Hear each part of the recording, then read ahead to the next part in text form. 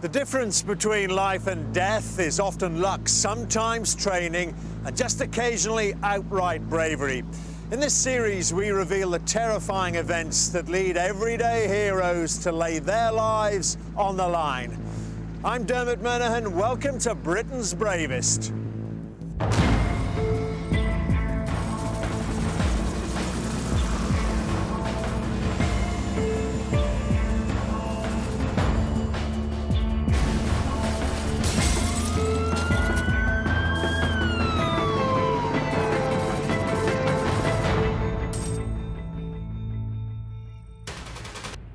Now to the devastating natural disaster that hit Britain in the early summer of 2007.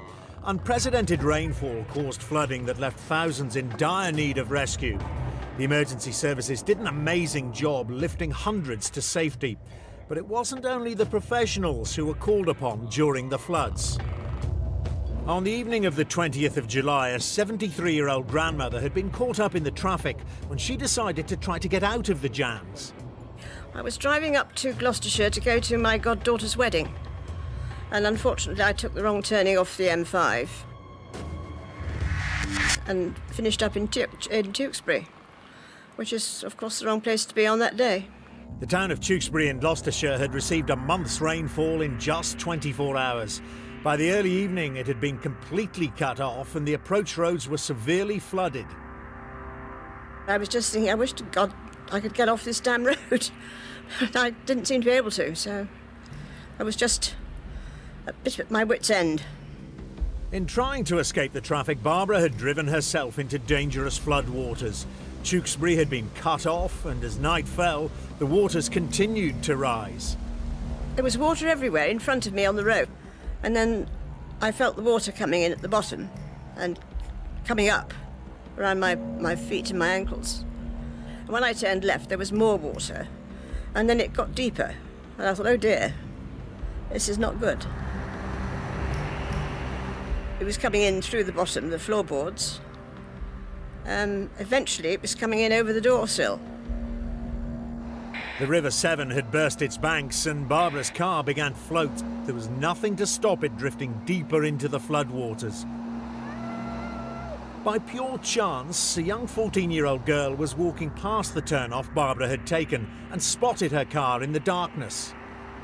It was going further and further away, and it was very dark, so I could hardly see the car. I could only just see the woman. She looked really, really scared. She looked terrified, and it was just her face that made me think that we needed help.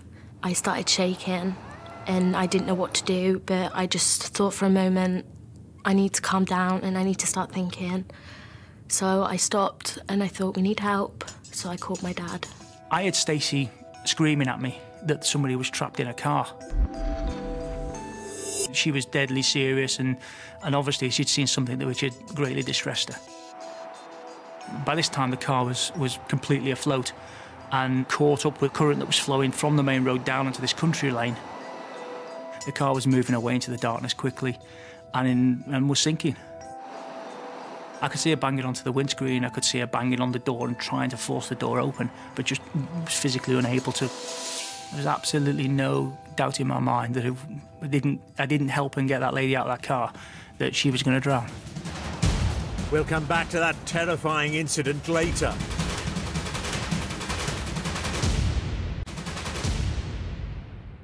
Earlier we heard how 73-year-old grandmother Barbara was trapped in her car as it floated into deeper floodwaters. She'd been spotted by 14-year-old Stacey, who had called her dad Stuart for help. The car was moving away into the darkness quickly and was sinking.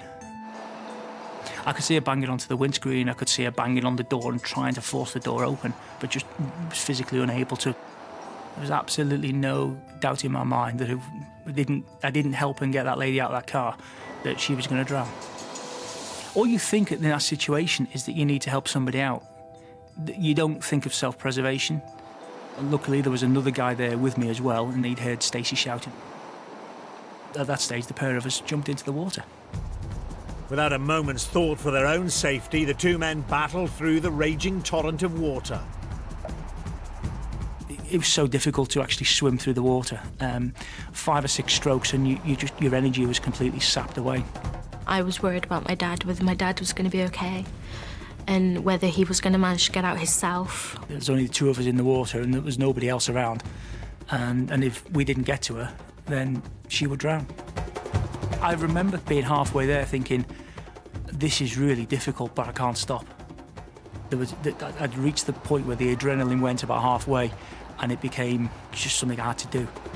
Battling through the dangerous currents, the men finally reached Barbara. We caught up with the car when it was probably 25, 30 feet away from the main road. I managed to grab hold of the back wheel, which was a head height to me at the time, and get a foot in and pull the car back and stop the car floating away. Stuart had managed to stop the car, but he couldn't hold on for long. The other guy that was with me went around to the door of the car and opened the door and started to help the lady out. A pair of us then carried her, half swimming, half trying to feel a foothold, back into the shallower water. The 2 men got her out just in time. We got maybe 10 feet away from the car and looked around and the car had gone. The car had disappeared under the water. And it stayed underwater for probably 5 days. Incredibly, Barbara had escaped serious injury. She was treated for shock and hypothermia. If Stuart and Stacey hadn't acted so quickly, Barbara may not have made it. Absolutely elated that we'd done something to make a difference to somebody's life in that way. The feeling just can't be described. Would I do it again, given that situation? I probably would. In fact, I'm almost certain I would. My dad would do anything for anybody. But to think that my dad would jump in and risk his own life for a person that is stuck, he did make me very proud of him. I was very impressed that the young people would be so selfless and brave and rush into unknown quantities of water to save some daft old bat who'd driven herself into trouble.